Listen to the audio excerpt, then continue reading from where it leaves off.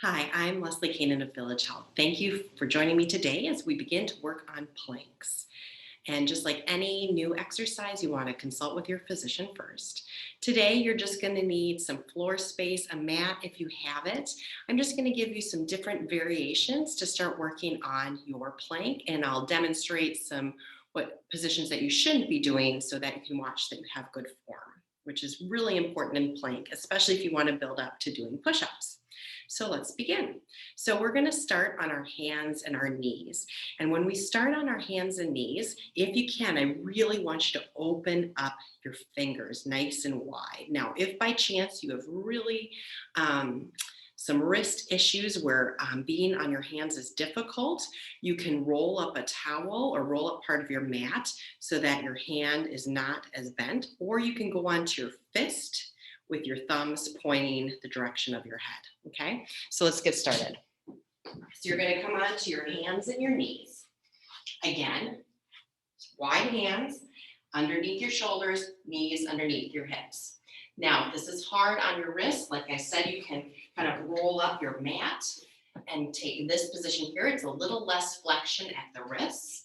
The other option is to make a fist with your thumbs pointing forward. Okay, when we're here, you don't want to overarch your back. Okay, so you want to make sure you have that natural curve in your low back, and you want to draw your rib cage up.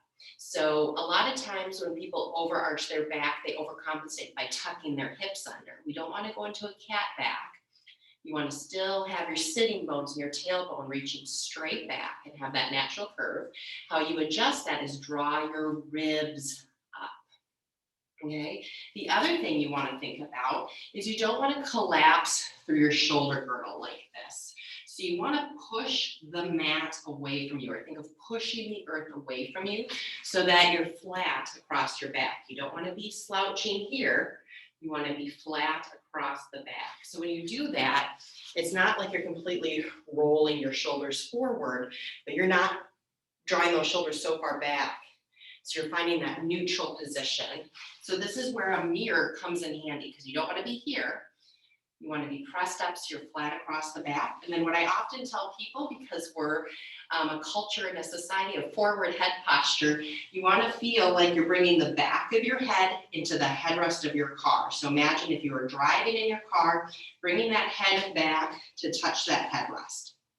Okay, so hands spread apart or you're on your fists. Head is back against the headrest. You're not slouching through that shoulder girdle. You're pressing the mat away from you. You're drawing your rib cage up, but you're still shining those sitting bones and that tailbone directly behind you. So this is where you can start. My knees are hip width apart for this one. So that's option one. Option two is to bring your knees and feet together and send your feet back. So you get that same upper body positioning, right? And then you just, legs are together, reaching those legs back. So now that we're here, same thing. We don't want to tuck our tail under and around that lower back. You want to have a nice natural curve. So I'm still shining my sitting bones back, but I'm pulling my ribs up. And that's what really works those abs, is pulling my ribs up. And I'm continuing to push the earth away from me and have my head back against the headrest in my car. Okay, that's option two. Option three, and I think option two and option three are equally hard for different reasons. So it's not that this is an order of easiest to hardest. Definitely hands and knees is a great place to start. But if you're going to do hands and feet, that's an option. The other option, if you have, especially if you have a lot of wrist issues, we're going to do elbows. So how you get into elbows is you have those hands down, you drop your elbows to where your wrists are, and then you bring your hands together flat, because you don't want to be just on your elbows. Get those forearms and the sides of your hands down. And same thing, reach those feet back, legs together. And notice my hips are a little too high here. So I'm going to bring myself forward a little bit and then bring my heart forward. I don't want to be tucked up and rounded in a cat back. Remember, we want to have that nice straight spine, so I still have that natural curve in my back. I'm drawing those ribs up. Head is in line with the spine. And this is another way that you can practice your plank. Now, once you get into your plank positions, It's important that you breathe. So you want to think of that Pilates breath work where you're inhaling through the nose, and as you exhale through the mouth, you're thinking of engaging that core by drawing those abdominal muscles in to support all those internal organs.